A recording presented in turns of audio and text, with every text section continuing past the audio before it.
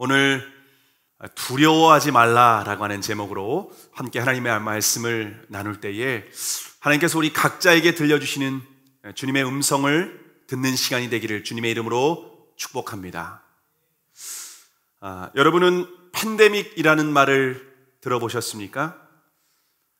이번에 코로나19로 인해서 세계보건기구 WHO에서 3월 11일에 팬데믹을 선언했습니다. 팬데믹은 전염병 경고 단계 중에 최고 위험 등급인 6단계를 일컫는 말입니다. 세계보건기구에서 팬데믹을 선언하면서 2020년에 예정되었던 대부분의 일정이 취소되거나 연기가 되었습니다. 우리나라에서도 당장 학교에서 개학이 몇 차례 연기되었고 대부분의 시험도 연기가 되었습니다. 특별히 2020년 7월에 예정되어 있던 도쿄올림픽도 1년 후로 연기가 되었습니다. 올림픽이 연기되면서 일본은 경제적으로 최소한 7조 원에서 40조 원 이상의 경제적인 타격을 입게 되었습니다. 경제적인 피해를 넘어서 지난 4년 동안 모든 선수들이 올림픽을 위해서 열심히 땀을 흘리며 준비했는데 이 심리적인 허탈감은 아마 말로 다 할 수 없을 겁니다. 왜냐하면 또다시 1년 동안 혹독한 훈련을 받으며 경기를 준비해야 되기 때문입니다. 이스라엘은 광야에서 4년이 아니라 40년 동안 혹독한 훈련을 받았습니다. 이스라엘 백성들이 광야에서 받은 훈련은 단순한 생존 훈련이 아니라 군사 훈련을 받는 시간이었습니다.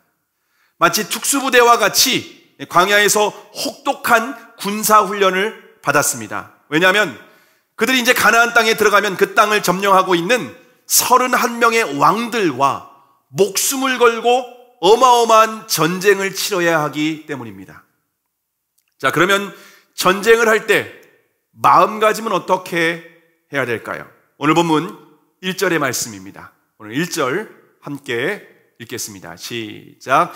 내가 나가 대적과 싸우려 할 때에 말과 병거와 민중이 너보다 많음을 볼지라도 그들을 두려워 말라. 애굽 땅에서 너를 인도하여 내신 내 하나님 여호와께서 너와 함께 하시느니라. 여러분, 지피지기면 백정은백승이라는 말이 있죠. 적을 알고 나를 알면 100번 싸워도 100번 이길 수 있다라고 하는 의미입니다. 그런데 이스라엘이 싸워야 될 상대는 가나안 족속들입니다. 그 족속 중에는요, 아낙 자손이 살고 있습니다. 아낙 자손은 전설적인 용사들입니다. 전쟁 용사들입니다. 평균 키는 3m에서 4m 정도가 됩니다. 그들의 침상을 발견했는데 침상이 5m짜리였다고 하니까 그들의 키가 어마어마하게 크다라는 것을 알 수가 있습니다. 서장훈 정도면 그들 중에서 너는 왜 먹다 말았냐, 크다 말았냐, 이런 소리를 듣지 않을까 싶습니다. 그들이 가진 무기는 최첨단 과학기술로 만든 철병거로 무장하고 있었습니다. 거기에 말과 병거와 군사들은 셀 수 없을 정도로 많았습니다. 반면에 이스라엘 군사력은 어떻습니까? 이스라엘 백성들은 애굽에서 노예로 살던 사람들입니다. 물론 광야에서 혹독한 훈련을 받았지만요, 훈련 받으면서 팔굽혀펴기 한 번도 안 했습니다. 푸시업도 한 번도 안 했습니다.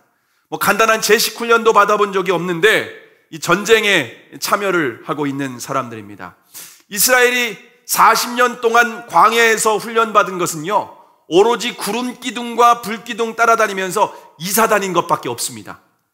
이스라엘 군대는 전쟁이 아니라 가나안 땅에 들어가서 이삿짐 센터 하면 딱 맞습니다. 자, 그러면 가나안 족속과 이스라엘이 전쟁을 하면 어디가 이길까요? 여러분, 이건 군사 전문가가 아니라 초등학생도 뻔히 알 수 있는 결과 아닙니까? 우리 초등학생들 누가 이길까요? 네. 가나안 전쟁은요, 무한도전이 아니라 무모한도전입니다. 상식이 있으면 절대로 싸우면 안 되는 전쟁입니다.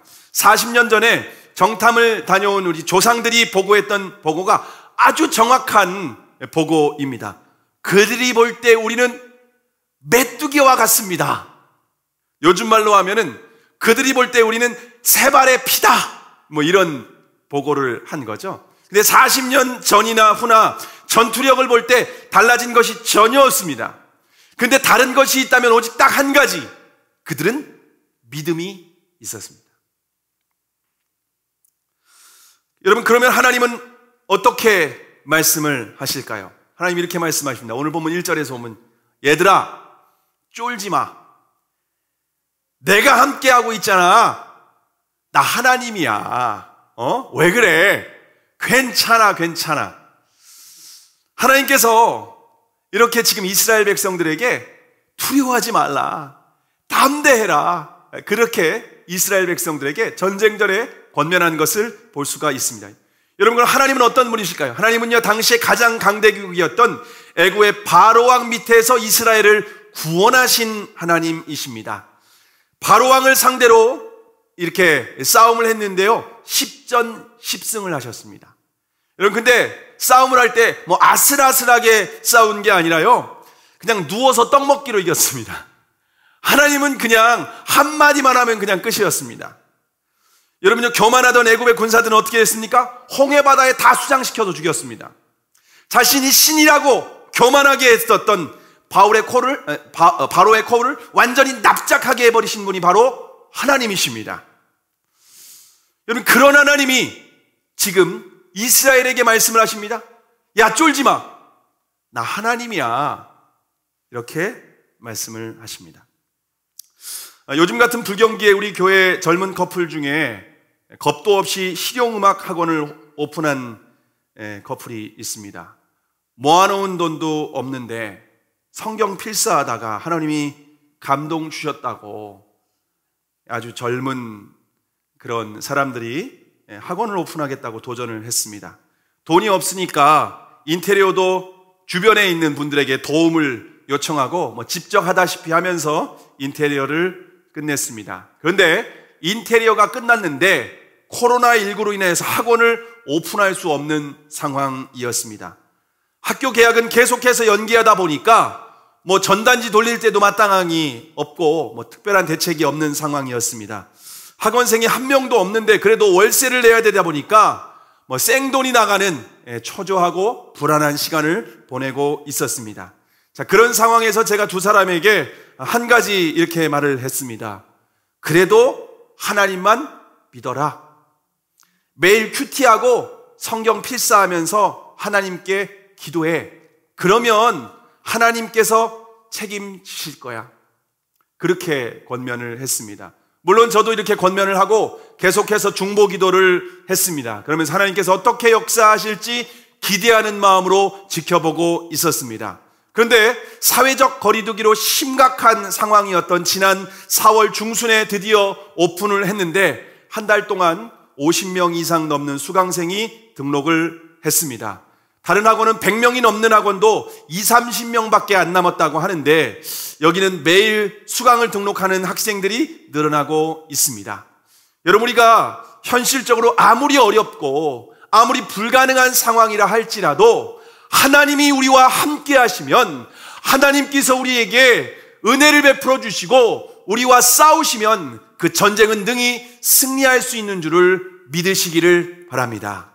자, 그런데 전쟁 전에 먼저 제사장이 해야 할 역할이 있는데 무엇일까요? 오늘 본문 2절에서 4절까지의 말씀입니다. 자, 2절부터 4절까지 함께 읽습니다. 시작. 너희가 싸울 곳에 가까이 가거든 제사장은 백성에게 나아가서 고하여 그들에게 이르기를, 이스라엘아 들으라. 너희가 오늘날 너희의 대적과 싸우려고 나아왔으니 마음에 겁내지 말며 두려워 말며 떨지 말며 그들로 인하여 놀라지 말라. 너희 하나님 여호와는 너희와 함께 행하시며 너희를 위하여 너희 대적을 치고 너희를 구원하시는 자니라 할 것이며. 여러분, 사람은 누구나 상대가 더 강해 보이면은요 두려워할 수밖에 없죠. 그러면 머리가 어떻게 되냐면요 완전히 백지 상태가 됩니다. 하나님께서 함께 하신다는 약속도 까맣게 잊어버리게 됩니다. 여러분, 전쟁의 승패는요 초반에 기선제압인데 처음부터 확 눌려 있으면 어떻게 이길 수 있겠습니까? 우리 중에 실제 전쟁에 참여하셨던 분이 있습니다. 우리 해군의 장교로 복무하셨던 우리 집사님 한 분이 이제 연평해전 때 실제로 북한군과 대치된 상황이었었는데 배를 타고 딱 했을 때 북한군이 이렇게 M60 탄환 맞죠? M60 탄환으로 막 쏘는데 탄환이 이 철판을 뚫고 들어오는 그런 상황이었습니다. 여러분, 그렇게 적이 강하게 이렇게 공격을 하게 되면은요, 아무것도 못하는 거예요. 그때 우리 군내에서 아무도 나서고 총 한 발 쏘지 못하고 있는 상황 가운데 전부 다 엎드리고 있을 때에 최초로 일어나서 격발하신 분이 우리 집사님이십니다. 마치 이렇게 람보 같이 이렇게 M60 탄환을 몸에 들고 원래 거치대서 쏘는 것을 들고 따다다다다다다. 예. 원래 총이 막 날라오니까 머리가 막 백지 상태가 되고 막 두려워서 막 숨기에 바쁘고 아무것도 못하는 거죠. 여러분, 상대가 그렇게 아무리 커 보이고요, 그렇게 강하게 이게 보이면은요, 어찌게 할 수 없는 것입니다. 그러다가 그제서야 우리 군이 일어나가지고서 막 그 포를 쏘고 총을 쏘고, 그래서 우리가 유일하게 이순신 장군 이후에 우리가 이 해군이 전쟁에서 승리한 전쟁이 바로 연평해전입니다. 그럼 이처럼 사람은 상대가 강하게 처음부터 이렇게 나오게 되면은요, 기가 죽게 돼요. 머리가 하얗게 되고요, 하나님의 약속은요 까맣게 잊어버릴 수밖에 없습니다. 그때 제사장이 앞에 나가서 설교를 하는 겁니다. 이스라엘아, 대적들을 보고 쫄지 마, 놀라지 마. 왜냐하면 하나님이 함께 하실 거야. 야, 하나님이 전쟁에 직접 나가서 대적을 짓밟고 너희들 구원하실 거야. 그러니까 너네들 쫄지 말고 담대해라. 지금 이것을 제사장이 군대에 전쟁에 참전하는 군사들에게 이 약속의 말씀을 상기할 수 있도록 선포를 하는 것입니다. 지금 시대의 목회자가 구약 시대의 제사장은 아니지만은 그런 공통점이 있습니다. 바로 하나님의 말씀을 선포하는 것입니다. 우리 눈에 세상이 너무 크고 강해 보입니다. 삶의 문제는 너무 크고 두려워 보입니다. 마음은 낙심되고 우울증까지 찾아와서 정말 죽을 것 같은 상황이 우리의 삶 가운데 계속해서 연출됩니다. 그럴 때마다 하나님의 말씀에 귀를 기울여야만 합니다. 주일 예배 가운데 선포되는 설교에 여러분들이 집중해야만 합니다. 제가 매 주일 예배 가운데 선포되는 설교는 여러분의 성공을 위한 세미나가 아닙니다. 지혜로운 인생을 위한 인문학 강좌도 아닙니다. 예배 가운데에 선포되는 설교는 전능하신 하나님의 말씀인 줄을 믿으시기를 바랍니다. 데살로니가전서 2장 13절에 보면은 우리가 말씀 듣는 자세에 대해서 우리에게 가르쳐주고 있습니다. 너희가 우리에게 들은 바 하나님의 말씀을 받을 때에 사람의 말로 아니하고 하나님의 말씀으로 받음이니 진실로 그러하도다. 이 말씀이 또한 너희 믿는 자 가운데서 역사하느니라. 예배 가운데 선포되는 하나님의 말씀을 믿음으로 받아들이면 놀라운 역사가 일어납니다. 우리 안에 숨겨진 죄가 드러나고 회개하는 역사가 일어나게 됩니다. 어두운 마음이 떠나가고 기쁨이 우리 안에서 다시 샘솟게 됩니다. 두려움과 낙심이 떠나가고 마음에 평안이 임하게 됩니다. 하나님의 말씀을 붙들 때에 묵혔던 모든 것이 풀려지고 하늘문이 열려지게 됩니다. 눈에 보이지 않지만 전능하신 하나님께서 나와 함께 하신다라고 하는 이 담대한 믿음을 갖게 되는 줄을 믿으시기를 바랍니다. 자, 그런데 전쟁에 나가기 전에 집으로 돌려보낼 사람들이 있는데 누구일까요? 오늘 본문 5절에서 7절까지의 말씀입니다. 5절에서 7절까지의 말씀 함께 읽겠습니다. 시작. 유사들은 백성에게 거하여 이르기를 새 집을 건축하고 낙성식을 행치 못한 자가 있느냐? 그는 집으로 돌아갈지니 전사하면 타인이 낙성식을 행할까 하노라. 포도원을 만들고 그 과실을 먹지 못한 자가 있느냐? 그는 집으로 돌아갈지니 전사하면 타인이 그 과실을 먹을까 하노라. 여자와 약혼하고 그를 취하지 못한 자가 있느냐? 그는 집으로 돌아갈지니 전사하면 타인이 그를 취할까 하노라 하고. 여러분, 여기에 보시면 세 부류의 사람들을 집으로 돌려보내라고 있습니다. 첫 번째는 군인들 중에서 새 집을 건축하고 아직 낙성식을 하지 못한 사람이 있으면 집으로 돌아가라고 합니다. 왜냐하면 전쟁에서 죽으면 낙성식을 타인이 할 수밖에 없기 때문입니다. 제가 개척하면서 이쪽 그 지역에 공공임대 아파트에 제가 이제 신청을 했습니다. 근데 당첨이 된 거예요. 그래서 올해 연말에 이제 그 아파트에 입주를 하게 되었습니다.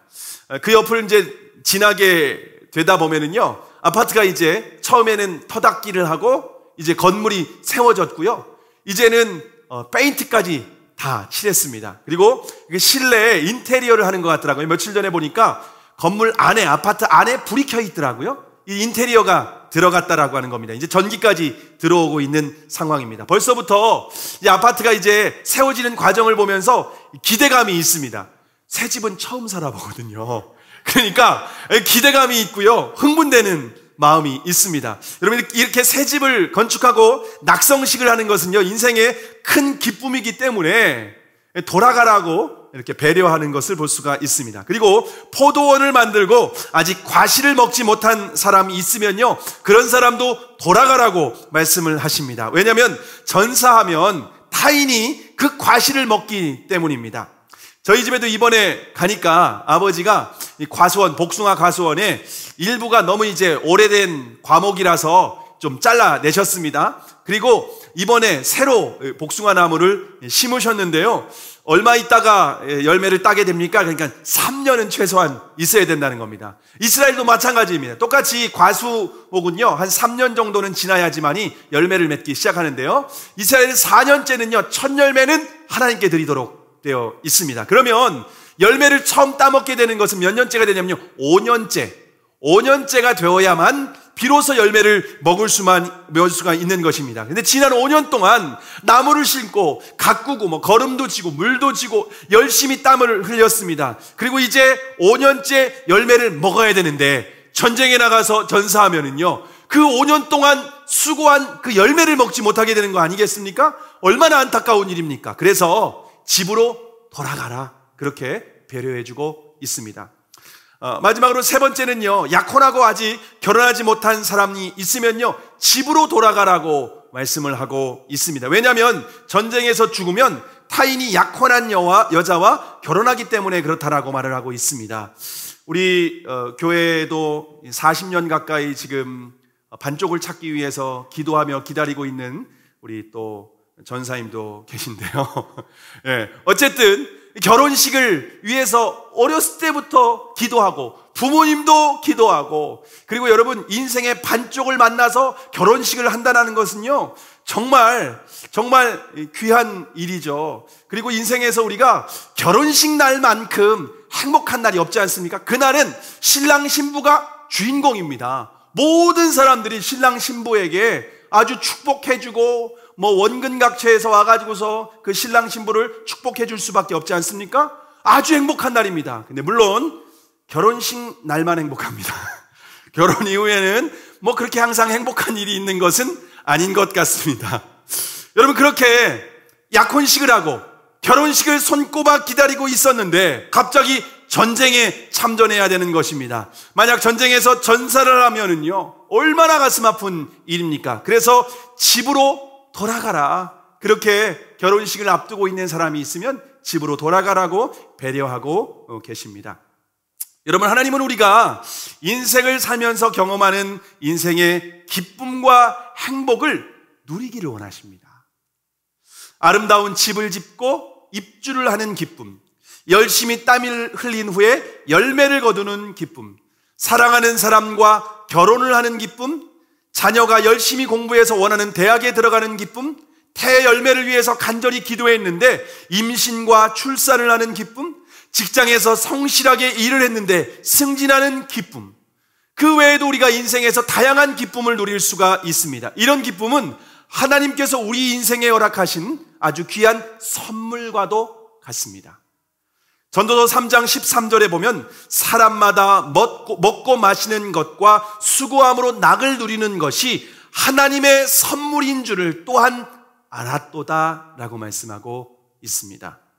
하나님 우리의 영혼에만 관심이 있는 분이 결코 아닙니다. 하나님은 우리의 삶의 모든 영역에 아주 깊은 관심을 갖고 계실 뿐만 아니라 우리가 누구보다 행복하게 살기를 원하십니다. 근데 많은 그리스도인들이 영적인 것만 거룩하고 좋은 것이고 우리 일상의 삶은 좀 터부시하는 경향이 있습니다. 이런 이원론적인 신앙은 결코 성경적인 신앙이 아닙니다. 하나님 우리가 일상의 삶 가운데에서 풍성한 은혜와 기쁨을 누리며 행복하게 살기를 원하시는 줄을 믿으시기를 바랍니다. 자, 그런데 전쟁을 앞둔 군사들에게 더 황당한 지침을 말씀하시는데 여러분 무엇일까요? 오늘 본문 8절과 9절의 말씀, 8절과 9절의 말씀을 함께 읽겠습니다. 시작. 두려워서 마음에 겁내는 자가 있느냐? 그는 집으로 돌아갈지니 그 형제들의 마음도 그의 마음과 같이 떨어질까 하노라 하여 백성에게 이르기를 필한 후에 군대의 장관들을 세워 무리를 거느리게 할지니라. 여러분, 군인들 중에 인생의 기쁨을 앞두고 있는 사람들 있다면 이미 집으로 돌아가라고 이미 많은 사람들을 돌려보냈습니다. 거기까지는 우리가 충분히 이해할 수 있지 않겠습니까? 자, 그런데 전쟁을 앞두고 두려워 떨고 있는 사람들이 있으면 그런 사람들도 마저 집으로 돌아가라고 하십니다. 왜냐하면 형제들에게 두려운 마음 때문에 부정적인 영향을 미칠 수 있기 때문입니다. 그런데 여러분, 우리가 목숨 걸고 싸워야 되는 전쟁에서 두렵지 않은 사람이 누가 있겠습니까? 그럼 전쟁입니다. 목숨을 걸어야 됩니다. 상대방을 죽이지 않으면 내가 죽는 상황이라는 거죠. 여러분, 그런데 이렇게 두려운 상황인데 지금 두려운 사람들도 집으로 돌아가는 겁니다. 여러분, 어릴 때 장기 한번 두셔보셨습니까? 요즘 어린이들은 장기를 다른 게임들이 많아서 저는 어릴 때 장기, 오목 이런 것들을 저희 집 안에서도 두곤 했는데요. 여러분, 장기 둘 때요, 이 제일 중요한 그게 뭐냐면 이제 차포입니다. 차포. 물론 이제 마나 말이나 상으로 이렇게 움직이는 사람들이 있지만 차포가 큰 역할을 하지 않습니까? 근데 지금 이 차포 떼고 지금 전쟁을 하라고 하는 상황입니다. 이런 기쁨을 둔 사람이 있냐? 다 집으로 돌아가랴? 두려워하는 사람이 있어? 너희들도 집으로 다 돌아가. 여러분, 차 떼고 포 떼고 지금 장기를 둬서 어떻게 이기라는 겁니까? 지금은 전쟁을 하겠다는 겁니까? 말겠다는 겁니까? 이기겠다는 겁니까? 포기하겠다는 겁니까? 근데 여러분, 우리가 여기에서 분명히 알아야 될 것은 뭐냐면요, 하나님은요 전쟁에서 군사의 숫자는 전혀 관심이 없습니다. 여러분, 사사기를 보면요, 기드온이 전쟁할 때 어떻게 하는지 아십니까? 하나님께서 이스라엘이 미디안의 노예로 그들이 7년 동안 섬기게 됐습니다. 그러던 어느 날 하나님께서 기드온을 선택하십니다. 근데 기드온이요, 겁이 많은 사람이에요. 용사가 아닙니다. 담대한 사람이 아니었습니다. 그런데 기드온을 선택하고 기드온을 사사로 세우시고 지금 이스라엘의 군대를 모집하게 하십니다. 그래서 모여진 사람들이 몇 명이었냐면요, 32,000명이 모였습니다. 여러분, 32,000명이 전부 다 싸워도 미디안에 종노릇하고 있었기 때문에 그들을 이긴다는 것은요 불가능한 일입니다. 그런데 그 중에서 두려워하고 떨고 있는 사람들이 있으면 다 집으로 돌려보내는 겁니다. 32,000명 중에 몇 명이 돌아갔냐면요, 22,000명이 돌아갔습니다. 10,000명 남았습니다. 여러분, 이렇게 지금 전쟁에서 두려워하는 사람 돌아간다면요, 한두 명 돌아가라는 게 아니에요. 거의 다가 절반 이상이 3분의 2가 돌아가는 상황입니다. 그래서 미디안과 전쟁에서 32,000명 중에 22,000이 돌아가게 됩니다. 근데 하나님이 10,000명이 남았는데 그것도 많다는 겁니다. 그래서 냇가로 내려가라는 거예요. 냇가로 내려가서 목마른 사람들 다 물을 마시도록 합니다. 근데 10,000명 중에서 9,700명은요 완전히 무릎을 꿇고 입을 이렇게 냇물에 쳐박고 물을 마십니다. 그렇게 마시는 사람이 있는가 하면은요, 짐승이 물을 먹듯이. 근데 300명은 어떻게 마시는가 하면요, 손에 물을 이렇게 움켜서 물을 이렇게 마시고 있는 상황입니다. 그러면요, 몇 명이 훨씬 더 많습니까? 9,700명이 훨씬 많습니다. 300명은 소수입니다. 그러면 300명 집으로 돌아가 이렇게 하는 것이 아니라 9,700명 집으로 돌아가. 그리고 300명만 전쟁에 참여한다. 이런 300명은 그럼 어떤 사람일까요? 저는 300명이 저는 그 전에 더 용기가 있고 더 이렇게 철두철미하고 그리고 믿음이 있는 사람인 줄 알았거든요. 근데 제가 묵상하면서 전혀 다른 걸 알게 되었습니다. 여러분, 전쟁을 앞두고 있는 사람이 물을 마시는데 완전히 물에 입을 그냥 탁 대고 마시는 사람과 주위를 살피면서 마시는 사람 중에서 어떤 사람이 더 용기 있고 담대한 사람 같습니까? 엎어져서 먹는 사람이 훨씬 더 담대한 사람입니다. 일어서서 먹는 사람은요, 공격할까 두려워가지고서 긴장하고 주변을 살피는 사람 아니겠습니까? 공격하면 여차하면은 또 공격을 하든가 두려워서 도망가든가 어쨌든 이런 상황이라는 것입니다. 지금 하나님은요, 지금 300명이 더 아주 적은 무리일 뿐만 아니라 두려움이 더 많은 사람들입니다. 근데 그런 사람들을 데리고 지금 미디안과 한 나라와 전쟁을 해서 어떻게 됐습니까? 전쟁에서 승리한 줄을 믿으시기를 바랍니다. 성경에 그게 사사계 역사에 그대로 기록되어 있습니다. 이것은 여러분 미신이 아닙니다. 실제 이스라엘 역사입니다. 하나님은요, 군사의 숫자를 늘리는 데 관심이 없고 오히려 줄이는 데 관심이 있습니다. 군사들의 숫자가 아무리 적고 능력이 없는 오합지졸이라고 해도 겁이 많다고 해도 전혀 상관이 없습니다. 왜냐하면 전능하신 하나님이 그 전쟁에 직접 싸우시기 때문입니다. 그래서 여호수아가 가나안 정복 전쟁을 하기 전에 여러분 누가 찾아오십니까? 여호와의 군대 장관이 찾아오십니다. 여호와의 군대 장관 앞에서 여호수아는 신발을 벗습니다. 이건 노예가 주인에게 하는 행동입니다. 이제 주인의 명령대로 따르겠다는 것입니다. 여호수아는요, 전쟁에서 허수아비에 불과합니다. 모든 전쟁을 직접 진두지휘하시는 분은 하나님이십니다. 자, 그러면 하나님이 싸우는 전쟁에서 군사들이 해야 할 일은 무엇일까요? 군사들이 지금 뭘 하라는 겁니까?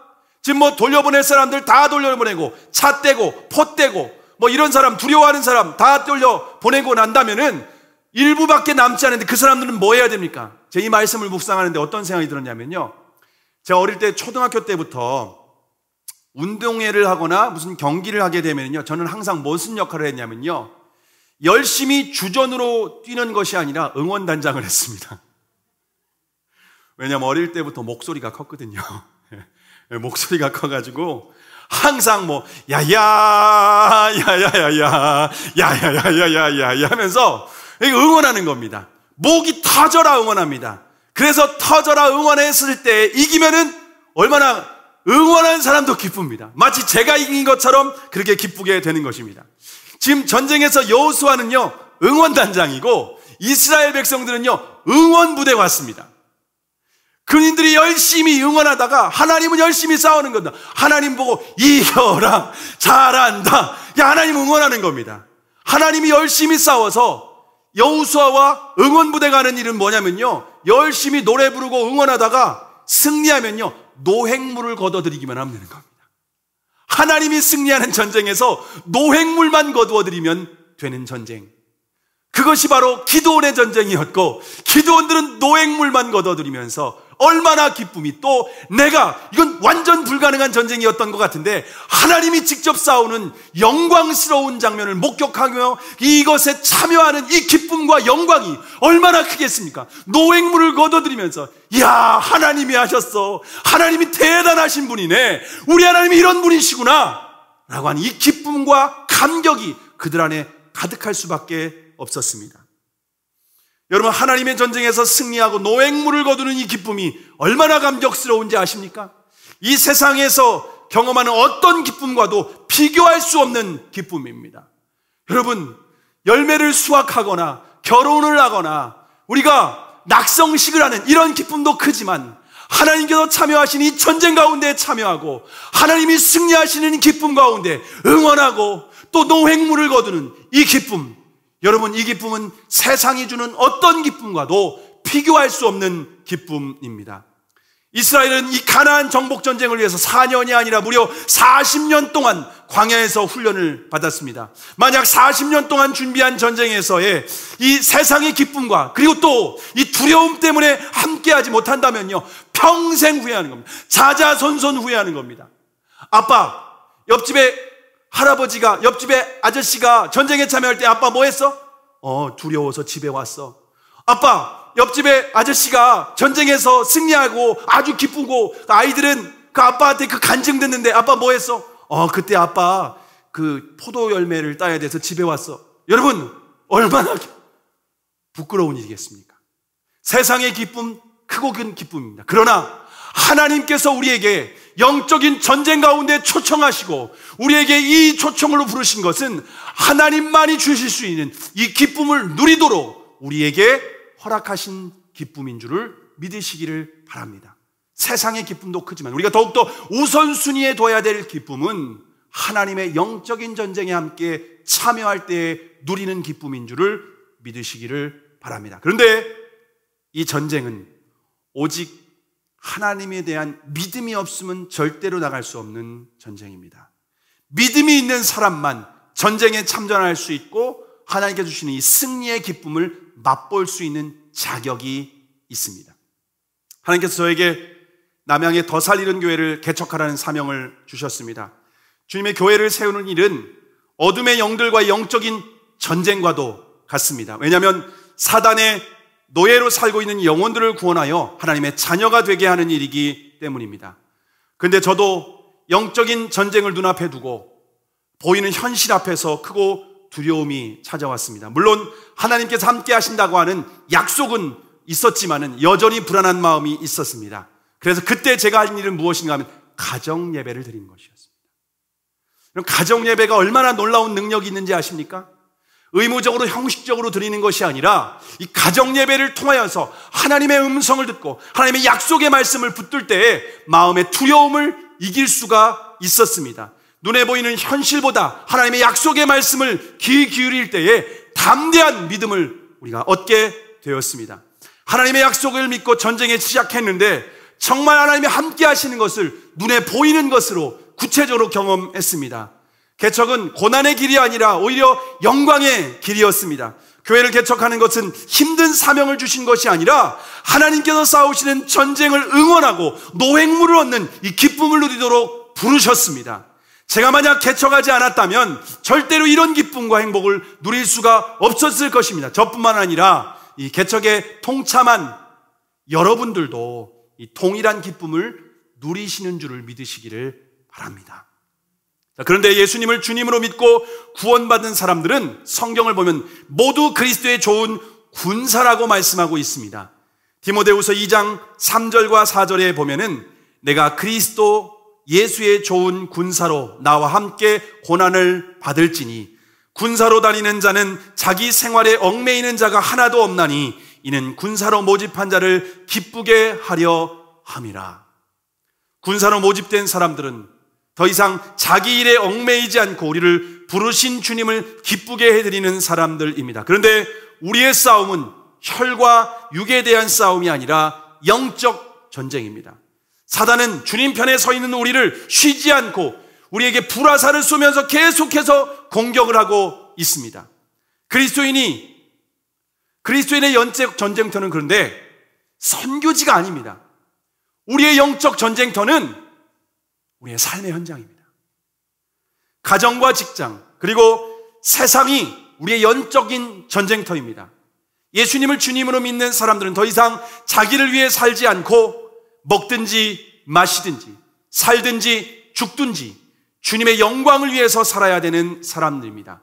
사단은 계속해서 자신의 욕심과 세상의 영광을 따라 살아가도록 우리를 미혹하고 있습니다. 그러나 말씀으로 분별하고 성령의 능력으로 내가 속한 곳이 하나님 나라가 되도록 우리가 믿음으로 순종해야만 합니다. 이것이 저와 여러분이 치러야 되는 영적인 전쟁입니다.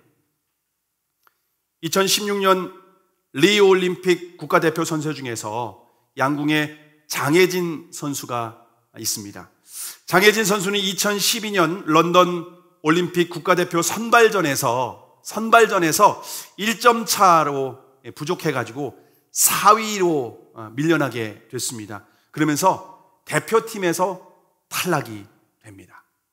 그리고 4년 동안 열심히 준비해서 만 30세가 되는 나이에 리우올림픽 국가대표 선발전에 다시 참여하게 됩니다. 이제 선수로서는 마지막 기회였습니다. 그런데 1차전에서 8명 중에 3명이 선발이 되는데 1차전에서 6위라고 하는 최악의 성적표를 받게 되었습니다. 이제 평가전 2차전에서 아무리 좋은 성적을 받아도 3위 안에 든다라고 하는 것은요, 기적이 아니면은 아주 불가능한 상황이었습니다. 4년 만에 찾아온 기회를 또다시 놓치게 되는 아주 절망적인 상황이었습니다. 그날 아버지에게 전화를 하면서 나 이제 더 이상 하나님 믿지 않겠다고, 그러면서 하나님을 원망했습니다. 근데 아버지가 장혜진 선수의 말을 듣고 단호하게 딸에게 책망을 했습니다. 너는 믿음의 분량이 그것밖에 안 되니?